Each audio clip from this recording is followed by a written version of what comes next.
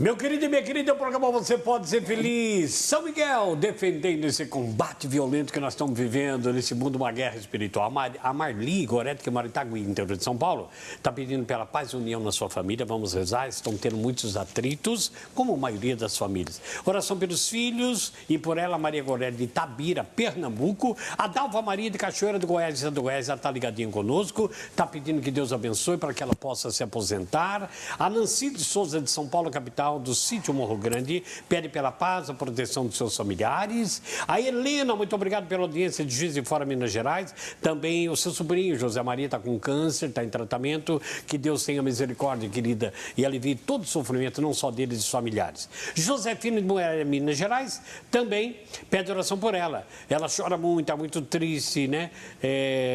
Sente abandonada. Ela é viúva há 20 anos. Poxa vida, querida, 20 anos se sente sozinha. Você não está só. O momento que você ligou para cá, nós estamos juntos com você.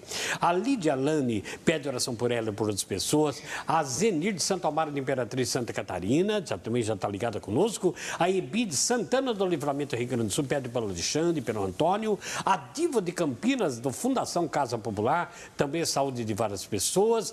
Problema de aneurisma na Vera Lúcia. Oração pelo esposo Eugênio e pelos filhos. A Ana Maria de Sorocaba. E você continua ligando, 0 para essa 19 3871 9620. Passa o e-mail. A irmã Érica está ali, ó, esperando você mandar e-mail. serfeliz@rs21.com.br. E eu quero agora, irmã Terezinha, para a gente não perder tempo, que a senhora fala para nós. Como é que fundou, como é que começou Pastoral da Pessoa Idosa? A Pastoral da Pessoa Idosa, neste ano, está fazendo 10 anos. 10 anos. Então, mas antes de 2004, que foi a data de fundação, doutora Zilda, ela já vinha percebendo a mudança do perfil demográfico. Então, percebia que na visita domiciliar, onde se acompanhavam crianças e gestantes, também aí se encontravam muitas pessoas idosas. E aí ela começou, então, a estimular que também se acompanhasse pessoas idosas na mesma visita domiciliar que se fazia. Isso, então, antes, mais ou menos 10 anos antes da fundação, em 2004. Então, ela percebeu, está aí a figura da doutora Zilda, né?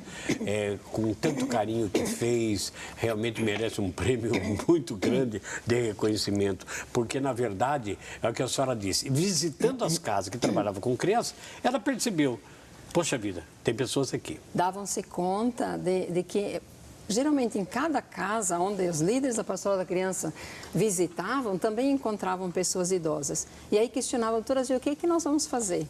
E então ela começou com essa preocupação de saber, vamos também buscar. E aí, ao mesmo tempo, né, foi também a Sociedade de Geriatria e Gerontologia, com essa mesma percepção, como é que nós vamos dar conta de chegar na base? Então, na época, até os geriatras, né, então eles diziam, nós sabemos o conteúdo, só que a nossa abrangência é o nosso consultório. É limitado. E como é que nós vamos chegar na base? E a doutora Zilda, por outro lado, se questionava, nós temos uma rede imensa através da Pastoral da Criança, mas não temos o conhecimento na área gerontológica, porque sabia-se tudo na área de criança e gestante. Sim. Então, como é que vamos fazer? Então, houve realmente uma parceria entre Pastoral da Criança e Sociedade Brasileira de Geriatria e Gerontologia para que se começasse um trabalho na base. Me explica uma coisa, hoje a Pastoral da Pessoa Idosa, ela se ramifica através da CNBB? A Pastoral da Pessoa Idosa é um organismo vinculado à CNBB. Vinculado à CNBB. Então, é uma pastoral da CNBB. Nós Certo. trabalhamos de forma ecumênica, mas é a CNBB a responsável direta. É um organismo vinculado à CNBB. O presidente é Dom José Antônio Peruso, que é o representante da CNBB, o presidente da Pastoral da Pessoa Idosa. Explique para o telespectador, vou ver se a câmera focaliza aqui. A senhora me falava aqui que é um folder que explica a pastoral, é isso? Nesse folder, então, resumidamente, dizemos o que é a pastoral, os objetivos, a metodologia, o que trabalha, né, as linhas mestras. E nós capacitamos os líderes comunitários, hoje são em torno de 18 mil líderes. 18 mil? Que fazem visita domiciliar mensal às pessoas idosas vizinhas, preferencialmente as mais vulnerabilizadas. A nível do que? De paróquias? A nível de comunidade. De comunidade? De comunidade. Hoje nós estamos em torno de 1.300 paróquias, em 185 dioceses, né, de 812 municípios. Então cresceu muito esses índices. Estamos em todos os estados, graças a Deus. Graças a Deus. Mas é necessário expandir muito mais, porque hoje a população idosa é a que mais cresce. Estamos já em torno de 12% da população brasileira acima de 60 anos. A senhora tem ideia de quantas, será que é milhões ou é mil? Quantos idosos tem no Brasil? Acima de 60 anos, já em 2012, éramos 24 milhões. Milhões? Milhões de brasileiros. Em 2012? Então, idosos, hoje já nessa fase. Acima de 60 anos. E dentre essa faixa etária dos acima de 60 anos, a que mais cresce é acima de 80 anos. Então, justamente é a fase que mais se fragiliza. Mais fragilizada. E é o foco preferencial da pastoral da pessoa idosa, porque nós vamos ao encontro deles, visita domiciliar. Pegando os 80 anos, que ele já não tem locomoção muito mais para participar, daí vai de encontro. São os mais frágeis, mais vulnerabilizados. Então, a nossa clientela preferencial são os abandonados, que vivem em situação de solidão, né? Às vezes fragilidades físicas. Né? Então, as famílias estão mudando muito, né? Família, então, mais reduzida. Então, os jovens, os que estão assim, na fase de trabalho, têm que obrigatoriamente sair para trabalhar e não tem, às vezes, com quem deixar. Então, aqui vem um desafio imenso para a sociedade brasileira, para os governantes, no sentido de tem que se organizar uma política voltada à pessoa idosa. Não existe no Brasil. Não existe, é verdade. Então, na questão da legislação, se caminhou bastante, né? Tem o Estatuto do Idoso, a Política Nacional do Idoso. Que já foi bom o Estatuto. É ótimo. Só que precisa implementar isso. Então, escrito está na lei. Então, nós dizemos, não tem prática. Nós dizemos que temos um Brasil legal que está ótimo, legislação existe, mas o Brasil real, ele está muito deficitário. Então, na área de serviços de apoio para essa população mais fragilizada, mais vulnerabilizada, que são os que mais crescem hoje no Brasil, acima de 80 anos, não temos... Veja, nós estamos com serviços, aquilo que tínhamos há 100 anos atrás. Que são os antigos asilos. Hoje mudou de nome, hoje se chama ILPI, Instituição de Longa Permanência para Pessoas Idosas. Mas não deixa de ser os asilos. São os mesmos. Ainda estamos naquilo. Não crescemos, né, Tereza? Então, isso há 100 anos atrás já tínhamos isso. Então, hoje precisaríamos, por exemplo, entre família, que precisa muito do apoio da sociedade. E outro extremo, que seria o asilamento, né? Institucionalização da pessoa idosa, que não dá conta mais de se proteger só. Então, nesse meio caminho, precisaria ter muitos outros serviços. Um exemplo, centro-dia, que seria onde a família que precisa sair para trabalhar obrigatoriamente e não tem com quem deixar. Passaria o dia, uma creche, vamos dizer, de aspas, né? Mas voltada à pessoa idosa. Então, nesse espaço, ele já está previsto na legislação, só que não se implementa, ele está previsto, mas não existe na prática, né? Algum outro município começa com algum centro-dia, mas é muito pouco. A senhora acha que esse implemento de... Como é que a senhora chamou? Dia? Como é que Centro-dia. Centro-dia. A senhora acha que isso vai depender do prefeito, dos municípios ou algumas entidades, associações religiosas poderiam começar um trabalho que pequeno, mas começar a trabalhar?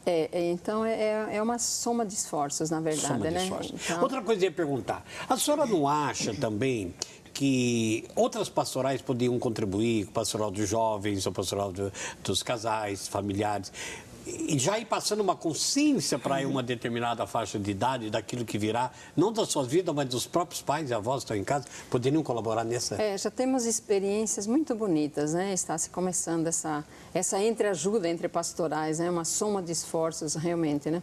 Mas, como dizia, é preciso realmente um esforço conjunto, né? Porque às vezes a sociedade até tem boa vontade, mas não tem os recursos. Né? A nível governamental tem um recurso, às vezes, bastante mas às vezes mal direcionado. Sabe por quê? Eu considero isso um equívoco de percepção. Quando se diz a melhor idade, estamos na terceira idade, ou seja, a melhor idade, isso é é um certo disfarce. Se quer esconder uma grande quantidade de pessoas idosas, vulnerabilizadas e que não conseguem usufruir dessa tal melhor idade. Tal melhor idade. Então, o recurso existe. O recurso ele está bastante alto no Ministério do Turismo, estimulando o turismo para a terceira idade. Que bom que alguém pode usufruir, mas não precisa só centralizar aí. No Ministério dos Esportes, encontramos grande recurso.